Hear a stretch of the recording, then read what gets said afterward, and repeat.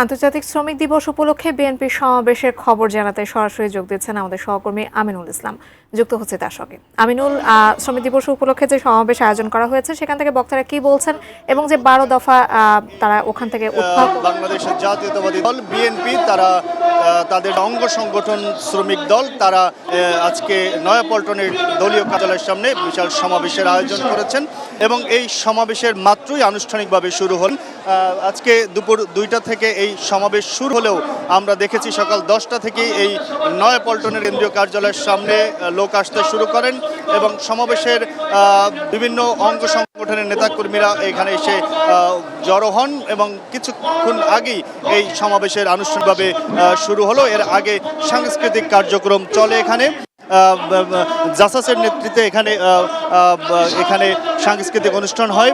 ইতিমধ্যেই নয়াপল্টনের সামনে কাকরাইল মোড় একদিকে, অন্যদিকে নয়াপল্টনের যে নয়াপল্টন মোড় পুরোটি আসলে লোকারণ্য। শ্রমিক এই সমাবেশে বিএনপির অন্যান্য অঙ্গ সংগঠনের নেতৃবৃন্দ উপস্থিত হয়েছেন এবং ঢাকা মহানগরে শ্রমিক দলের যে সকল সংগঠন রয়েছে, কমিটি রয়েছে, তারা এখানে এসে এই সমাবেশে যুক্ত হয়েছেন। আজকের এই সমাবেশে প্রধান অতিথি হিসেবে যুক্ত হবেন লন্ডন থেকে ভার্চুয়ালি দলের ভারপ্রাপ্ত চেয়ারম্যান তারেক রহমান এবং দলের মহাসচিব সহ শীর্ষ নেতৃবৃন্দ এখানে উপস্থিত থাকবেন। আমরা জানি যে আজকে 250-টিরও বেশি ডিজাইন অপশন নিয়ে ওয়ালটন স্মার্ট ফ্রিজ, বোঝে আপনার প্রয়োজন।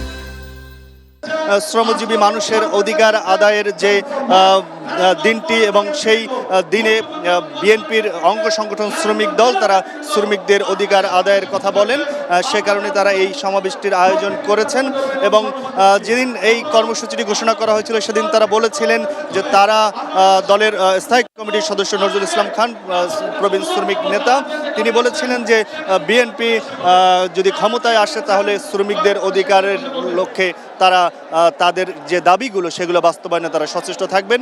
একই সঙ্গে সেখানে প্রশ্ন ছিল শ্রম সংস্কার কমিশন কিছু সুপারিশ দিয়েছেন, তারা বলেছিলেন যে সেগুলো তারা বাস্তবায়নের চেষ্টা করবেন এবং সেগুলো তারা শ্রমিকদের অধিকারের আদায়ের কথা বলবেন। সেই দাবিগুলো নিয়ে তাদের শ্রমিকদের দাবি আদায়ে তারা কিভাবে দেখেন, বিএনপি দলগতভাবে শ্রমিকদের অধিকারের ক্ষেত্রে কতটুকু সচেষ্ট, সেই বিষয়গুলি হয়তো আজকের সমাবেশে উঠে আসবেন দলের শীর্ষ নেতৃত্বের বক্তব্যের মধ্য দিয়ে। আমরা সেই বক্তব্য মাত্রই শুরু হলো আনুষ্ঠানিকভাবে, এর আগে সকাল থেকেই কার্যক্রম চলছিলেন।